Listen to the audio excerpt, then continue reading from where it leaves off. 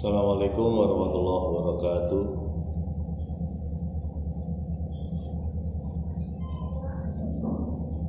Alhamdulillahilladzi arsala rasulahu bil huda wa dinil haqq liyudhhirahu 'alad dini kullihi walau karihal kafirun. Asyhadu an la ilaha illallah wa asyhadu anna Muhammadan abduhu wa rasuluhu la nabiyya ba'da. Allahumma shalli wa sallim wa barik ala sayyidina Muhammadin wa ala alihi wa sahbihi ajma'in, amma ba'd. Ayyuhan nas ittaqullaha haqqa tuqatih wa la tamutunna illa wa antum muslimun. Alhamdulillahirabbil alamin. Mari kita lanjutkan lagi, masih di surat Ar-Rum. Kita sudah sampaikan bahwa orang-orang yang tidak memperhatikan tanda-tanda kekuasaan Allah ketika berjalan di muka bumi ini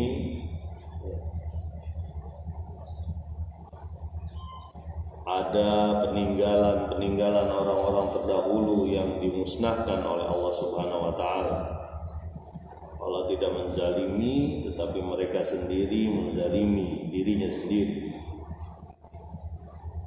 Dan sudah layak orang yang berbuat buruk akan mendapatkan azab atau mendapatkan keburukan lagi yang lebih parah.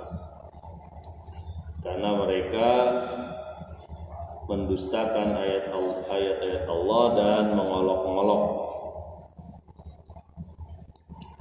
Kemudian diingatkan bahwa salah satu masalah yang mereka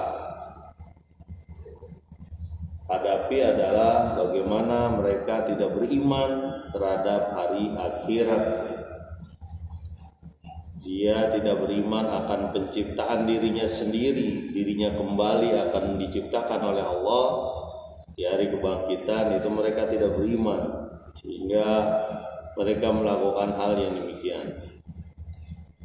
Tidak percaya, mengolok-olok, menyiksa, menghalangi orang-orang yang beriman di jalan Allah. Itu adalah pokok-pokok keimanan mereka, sehingga terjadilah hal-hal yang dalam dunia jahiliyah waktu itu.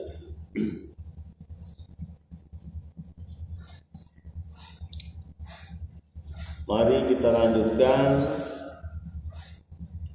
di ayat yang ke-12 surat Ar-Rum. Bismillahirrahmanirrahim. Wa yauma taqumus sa'atu yublisul mujrimun. Dan hari di mana orang-orang yang berdosa tersebut di hari kemudian ini mereka terdiam 1000 bahasa. Nah, sekarang Allah Subhanahu wa taala mengingatkan bahwa mereka semua akan kembali di ayat sebelumnya, di ayat 11. Dan bagaimana suasana kembalinya mereka itu ada dua nanti, yaitu orang-orang yang beriman dan orang-orang yang ingkar. Hari itu mereka berdiri, hari itu di saat itu tak ada yang bisa dia katakan apapun. Mereka semua terdiam, tidak seperti hari ini mungkin pada saat itu yang berusaha untuk menghalangi Nabi, memberikan keimanan kepada siapapun. Tapi di hari nanti, di hari kiamat, di hari akhir, mereka semua terdiam, menantikan hasil akhir mereka. Nah, ini Allah hadirkan suasana hari itu, hari di mana nanti ada orang-orang yang terdiam dan ada orang-orang yang mukanya berseri-seri karena mendapatkan janji Allah. Tapi orang-orang yang ingkar pada hari itu terdiam, gak bisa ngomong seperti sekarang. Kalau kita sekarang bisa ngomong, kamu nggak sholat, sholat kan nanti bisa diganti, nah itu kan bisa ngomong. Padahal nggak ada yang bisa menggantikan sholat, kecuali dia betul-betul tobat. Kayak puasa itu nggak bisa tergantikan. Kalau dengan sengaja puasa, tidak puasa, bahkan harus membebaskan budak, 60 budak, ya, atau puasa 2 bulan berturut-turut, atau memberi makan orang miskin sekian. Kalau orang kaya bisa dong Pak, berarti nggak usah puasa, beri makan orang miskin misalnya. Tapi dia tidak dapat, itu pun karena darurat. Namanya puasa itu orang kaya orang miskin semua dapat, harus lakukan. Kan bisa aja alasan, karena manusia itu kan lisannya yang harus dijaga. Walisana wa syafatai. Lisan itu selain bisa bergerak buat menggoyang makanan, dia juga bisa menjadi sarana untuk masuk surga. Kata Nabi kan begitu. Dijamin surga itu kalau kita menjaga 2 hal, yaitu lisan dan faraj atau kemaluan. Bagaimana, kata sahabat, bagaimana lisan dan faraj itu bisa membuat orang masuk surga? Iya, karena dengan lisannya lah orang bisa masuk surga. Dengan menjaga kehormatan dia bisa masuk surga. Kita di dunia sekarang bisa bicara nih alasannya. Kenapa kamu nggak ikut taklim? Kenapa anak dibiarkan dibawa teman laki-lakinya misalnya? Itu kan gaya anak muda sekarang, wajar lah kalau ini repot nih kalau orang tua begini. Inilah orang tua yang membiarkan anaknya dizinahi, ya. Kalau di hari akhirat itu udah nggak ada, terdiam, kita nggak bisa ngomong apa-apa. Segala sesuatu yang telah dikerjakan di dunia ditampilkan. Makanya orang-orang ingkar ini, orang kafir ini diam. Dia tahu bahwa hasil akhir dia adalah siksa yang abadi, ya. Jadi kalau ada orang yang mengatakan sesuatu tuh abadi, apa tuh yang abadi? Siksaan tuh nanti tuh, ya. Itu pun karena diperintahkan Allah, karena neraka pun adalah makhluk Allah, ya. Neraka itu makhluk Allah. Begitupun surga makhluk Allah. Jadi tidak ada tuh slogan abadi gitu ya. Misalnya Indonesia aja belum tentu abadi itu, ya. Negara ini belum tentu abadi. Apa buktinya? Tahun 99 Timur udah pecah jadi Timur Leste. Kita nggak tahu Indonesia itu seperti apa nanti 100 tahun ke depan, ya. Dulu di Sipadan Ligitan juga udah bukan punya Indonesia sekarang, ya. Sekarang yang lagi digoyang itu daerah Natuna ya kalau nggak salah, ya. Jadi Indonesia aja nggak abadi, termasuk sistem-sistem yang dibuat, ya. Nggak ada yang abadi. Kuluman 'alaiha fan. Segala sesuatu tuh fana kecuali Allah, ya. Jadi kita kembali lagi, ya. Jadi orang-orang yang ingkar ini terdiam, nantinya itu diem aja dia, nggak bisa ngomong, nggak bisa ngebantah, ya. Sekarang pertanyaannya, kalau kaum muslimin diem nggak? Iya, kaum muslimin sebenarnya diam juga. Kenapa diam? Karena dia takut jangan-jangan saya masuk yang orang ingkar itu. Tapi dia masih punya harapan karena dia beramal soleh. Repot ini kalau yang amal solehnya sedikit. Dia tahu amal soleh dia sedikit, banyakkan maksiat, pasti diam.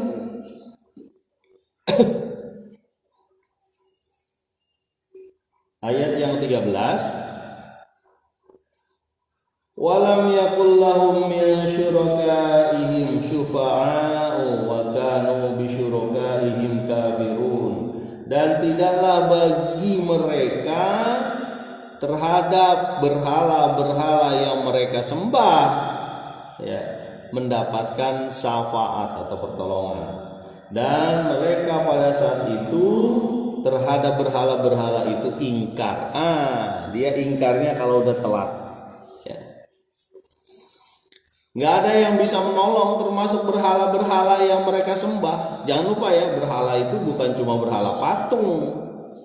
Ada juga berhala kekuasaan, ada juga berhala harta, ya, ada juga berhala pasangan. Bahkan ada juga berhala suku. Ya.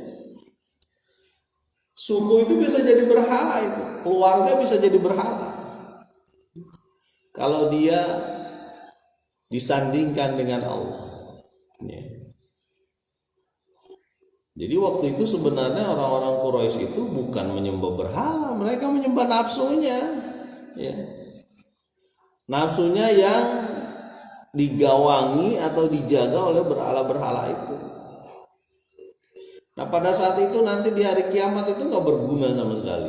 Bahkan mereka ingkar dengan berhala itu, kafir dengan berhala-berhala itu. Berhalanya macam-macam ya tadi saya sebutkan. Termasuk harta, dia berhalanya adalah harta, dia ingkar dengan harta itu. Ya, kekuasaan pun begitu. Ya. Termasuk hobi, bisa jadi berhala tuh hobi. Hobinya apa? Ya, mancing misalnya ya, dari pagi sampai maghrib sampai isya, nggak ada sholatnya, nggak ada ingat, jangankan sholat, istrinya dia nggak ingat. Alhamdulillah, di hobi itu bisa jadi berhala itu. Ya.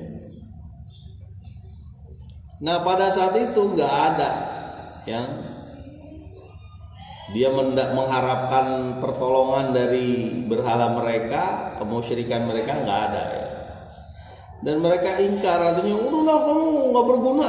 Tapi dia lakukan itu di hari akhirat. Ya, makanya kan pernah saya sampaikan bagaimana terbolak-baliknya rancunya akidah keimanan orang-orang Quraisy pada saat itu ya. Rancu bener. Makanya ada sahabat yang berusaha untuk memasukkan Islam orang yang menyembah berhala itu. Caranya apa? Patungnya dibuang.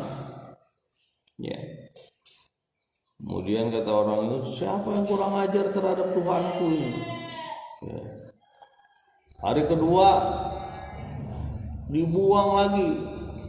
Hari ketiga dibuang ke WC, ke cubluk, ke kakus. Dia lihat Tuhannya berada di kakus, di tempat buang air besar orang-orang. Ketika dia ambil, lalu datanglah sahabat, ponakannya kalau nggak salah. Itu paman, Tuhan itu nggak bisa ngapa-ngapain. Ngapain kita mengharapkan kepada dia? Dia tidak bisa menolong dirinya sendiri.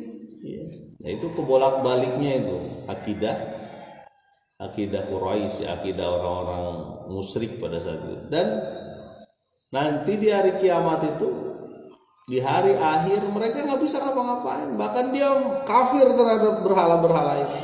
Mungkin Korun kafir terhadap hartanya. Sono kamu jauh-jauh, gara-gara kamu tuh masalahnya aku tuh. Sebenarnya bukan masalah harta bisa dipegang oleh siapapun. Sulaiman alaihissalam, Nabi Sulaiman itu harta sampai luar biasa, ditolak itu Bilqis. Anda mau menyuap saya ibaratnya, Anda mau memberikan harta yang saya jauh lebih banyak dari Anda. Kalau orang manusia normal, kita punya banyak harta, dikasih orang lain, mau kan? Ya gak? Biar menambah menumpuk harta. Tapi Sulaiman, jangan. Aku ngajak Anda tuh ke Islam, bukan karena pengen harta Anda. Ya. Nah jadi harta di tangan orang-orang beriman itu pun menjadi berkah. Yang repot harta di tangan orang-orang yang ingkar, orang-orang yang kafir. Cara mencari hartanya udah salah. Kadang-kadang begitu, cara mencari hartanya itu sudah salah. Gak cuma harta lah, ya. Wanita, ya. Pria juga begitu. Kenapa? Ada orang yang memuja-muja pria, ditempelin di kamar, ya, gaya-gaya dia. Kalau perlu di Facebook ataupun Instagramnya, Twitternya dia adalah foto-foto tersebut, ya. Orang tersebut. Hati-hati, itu bisa jadi Tuhan itu. Karena yang dipikirkan itu terus, ya. Makanya kita perlu mengecek apa saja yang dilihat, ditonton oleh anak-anak kita. Walam yakul lahum min syurakaihim syufa'a, dan mereka itu tidak dapat syafaat dari berhala-berhalanya itu, ya.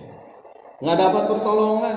Mereka juga ya susah, kalau patung memang nggak ada ininya, ya. Tapi ada yang membuat berhala, misalnya Tuhan siapa itu, misalnya pemimpin dia, bisa jadi berhala.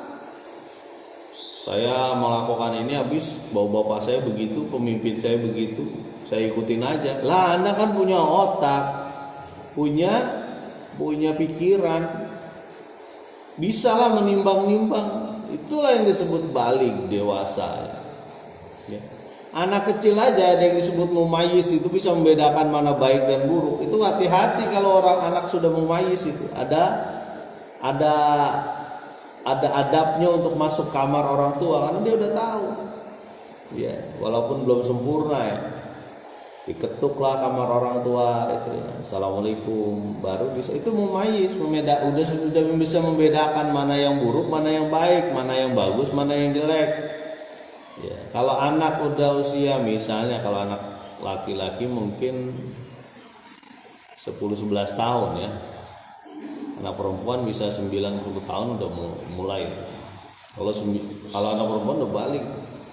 Kalau ditanya mana di antara teman-teman kamu, ya, teman-teman kamu sepengajian atau satu sekolah, satu kelas, yang mana yang cakep, dia sebutkan yang cakep, dan yang cakep itu benar, nah itu mumayyiz tuh.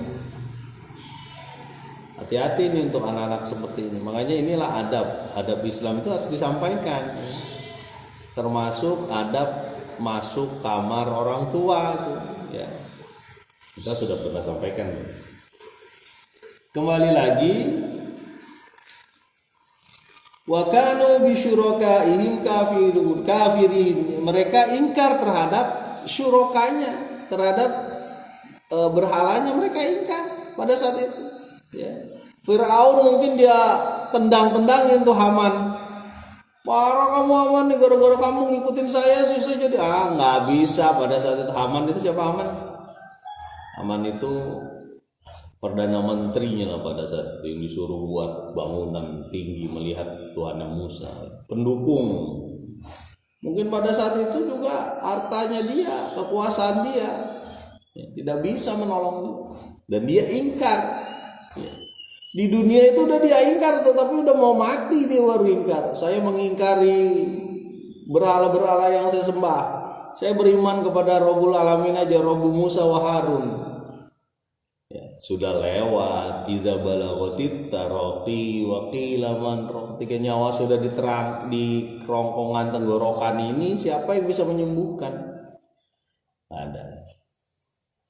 Ya, maka kampung takwa astagfirullah dan teman-teman yang mendengarkan siaran ini dimanapun Anda berada, mendengar dan melihat siaran.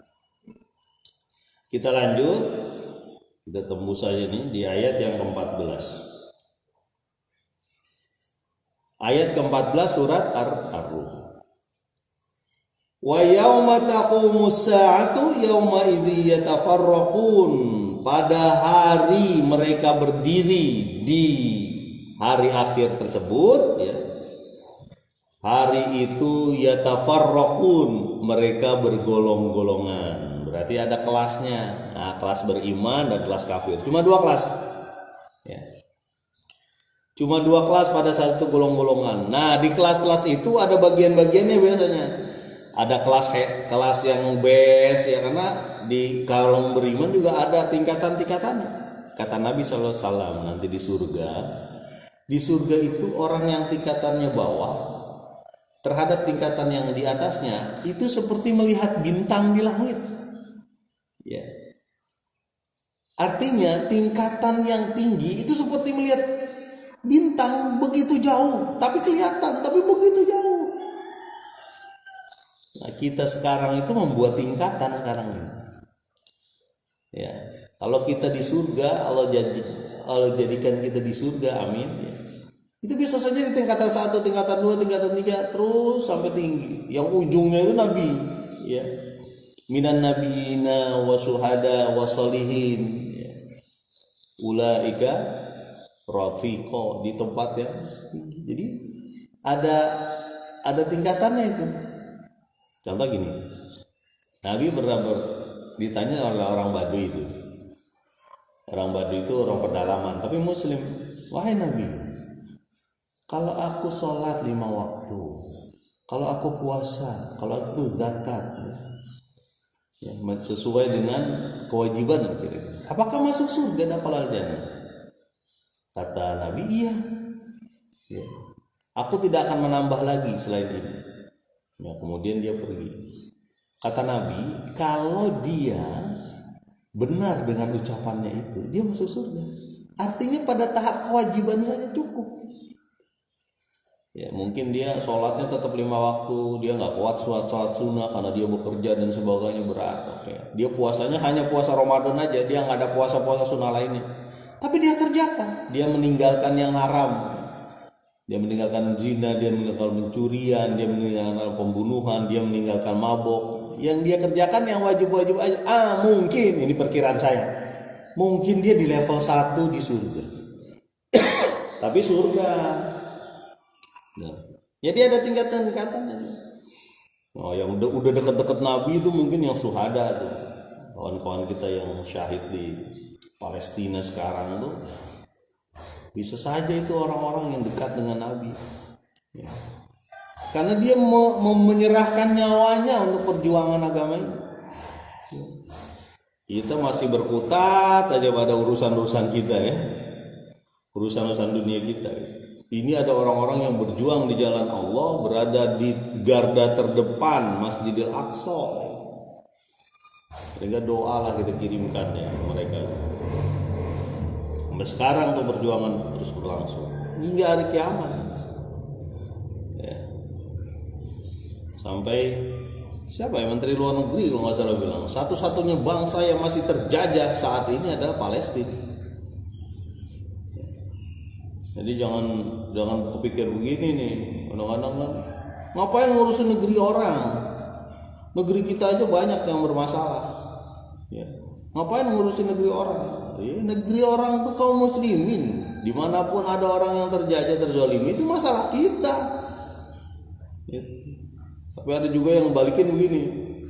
Iya, waktu kita galang donasi ke negeri orang, Anda ribut. Ketika donasi di negeri sendiri, boro-boro Anda ngasih. Nah, orang-orang yang MBA, manusia banyak alasan, ya, disuruh membantu saudaranya, baik yang jauh atau yang dekat, ada aja alasannya. Manusia kikir, ya. Ya kalau misalnya ini jangan begitulah komennya. Kalau perlu mudah-mudahan Allah beri kemudahan. Mohon maaf kami belum bisa memberikan apa-apa. Gitulah komennya sejuk. Ini komennya ngapain ngurusin orang lain, urusan kita. Waktu urusan kita diurusin Anda nggak pernah datang, nengok juga enggak. Ya. Komennya dihapus. Ada satu kisah.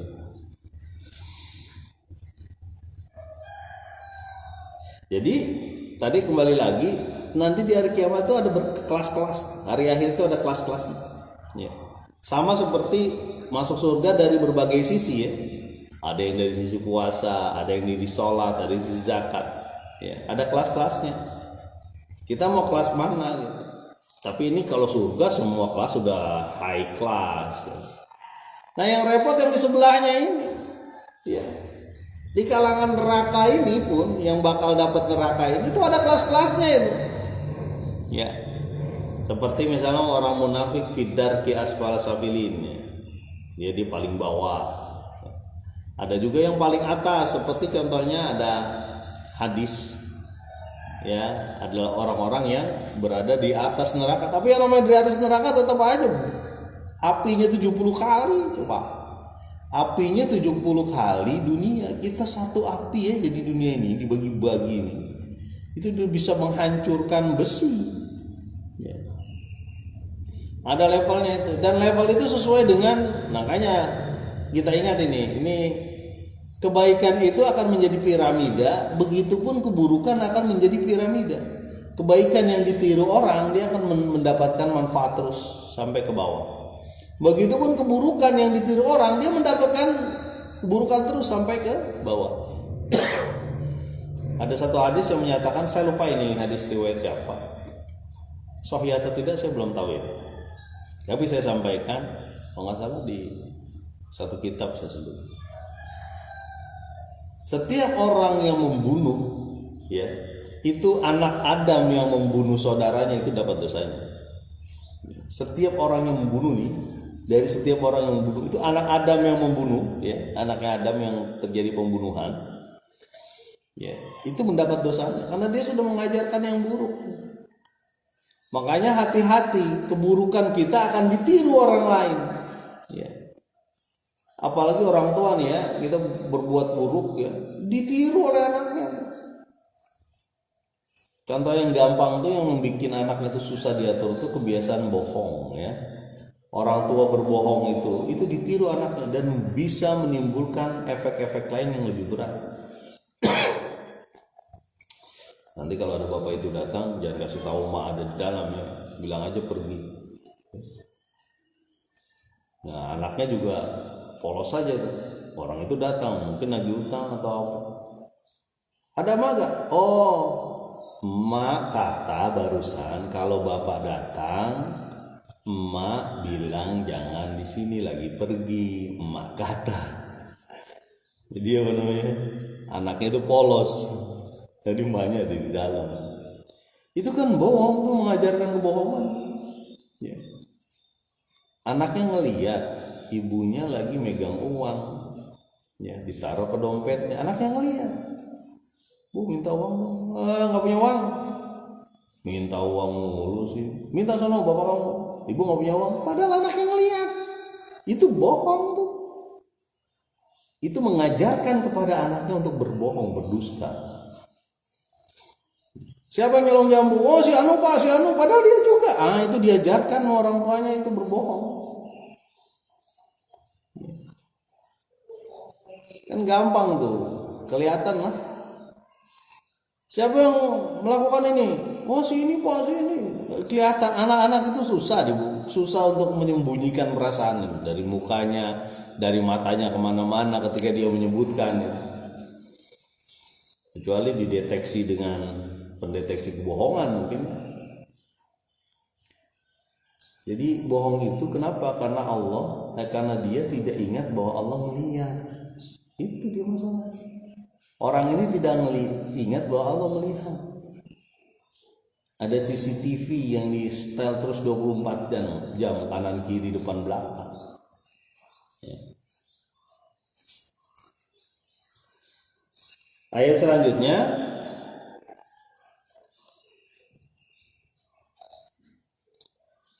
fa'ammal ladzina amanu wa 'amilus solihati fahum fi raudati yuhbarun. Dan orang-orang yang beriman serta beramal soleh, mereka di dalam taman surga dan bergembira. Ini kelas pertama ya. Orang ini beriman dan beramal soleh. Ada syarat-syaratnya tuh, nggak cuma beriman aja, amal solehnya nggak ada. Saya kan tetap sholat pak, tapi di rumah. Mana orang lihat? Kan sholat yang lihat Allah pak. Betul, tapi Allah menyuruh kita untuk berjamaah. Makanya ada sholat Jumat, sholat berjamaah, ada sholat Idul Fitri. Ya, datanglah ke masjid. I'malu fasayarallahu wa rasuluhu wal mu'minin. Beramallah kamu maka Allah, Rasul dan orang beriman akan melihat. Makanya zakat pun disampaikan kepada amilnya. Haji kelihatan, kan bisa aja Pak saya keliling aja rasa-rasain aja gitu. Hati saya sudah dihaji, enggak bisa, harus ada amal yang dikeluarkan, wal amalu bil arkan. Jadi iman itu kan 3 diingatkan. Jadi ada hati, ada perkara lisan, dan ada perkara gerak amal. Harus ada amal soleh. Fahum fi raudati yuhbarun, mereka berada di tempat yang indah, tempat yang aman, tempat yang layak karena dia sudah berjuang, ya. Wajar dia dapat apa? Dapat reward, dapat hadiah, dan mereka berbahagia ya, di surga. Itu kelas pertama. Tadi kan dibilang bergolong-golongan ya. Nah, kelas kedua nih yang harus kita perhatikan betul-betul nih, jangan sama kita masuk ke situ, ya.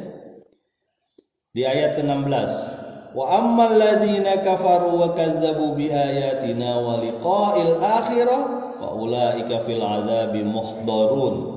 Dan orang-orang yang ingkar dan mendustakan ayat-ayat kami serta pertemuan dengan kami di akhirat, maka mereka dalam azab muhdharun, hadir atau selalu mendapat azab. Jadi orang-orang yang ingkar, mendustakan ayat-ayat Allah, kemudian tidak yakin dengan pertemuan dengan Allah. 3. Ingkar, mendustakan, tidak yakin. Itu sebenarnya sepaket kafir lah kalau bahasa. Itu kan orang kafir Pak. Kalau saya kan udah ngucapin la ilaha illallah, betul, kita ngucapin la ilaha illallah, kita yakin kita sebutkan perkataan itu, tapi kita tidak yakin dengan perkataan itu. Ya, cara mencari harta kita pakai cara kafir, ya. Cara yang tidak Allah ridhoi, cara bergaul dengan keluarga, dengan tetangga pakai cara orang yang enggak benar. Cara mengambil harta kita juga pakai yang enggak benar. Ya, cara berbuat kepada orang tua kita ya pakai cara yang tidak benar, yang tidak Allah ridhoi. Cara menyembelih hewan kita juga pakai cara yang nggak benar, ya. Kemudian termasuk cara membangun rumah. Bisa jadi cara membangun rumah itu nggak benar. Contoh, kita bangun rumah, sebelah kita ada tetangga, diteplok aja tuh temboknya, brak, masuk ke tetangga semua airnya. Harus diingetin, dilihat gimana ada kondisinya. Cara membangun rumah bisa nggak benar, kenapa? Nggak jelas tuh kemana aliran air kotor kita, akhirnya keluar begitu aja, ya. Kan mengganggu orang, ya. Semua caranya itu, ya. Cara bertani kita ada gak yang nggak benar? Bisa jadi, kan pernah saya sampaikan tuh bagaimana tanah itu diambil dengan cara apa? Oh, digadai. Oh, gadai. Berarti nambah dong riba itu. Ya, nambah lagi tuh. Ada yang nggak benar tuh. Ya. Jadi kembali lagi, faulaika fil adzabi muhdharun. Mereka hadir dalam azab. Berarti dia terus-terusan di azab.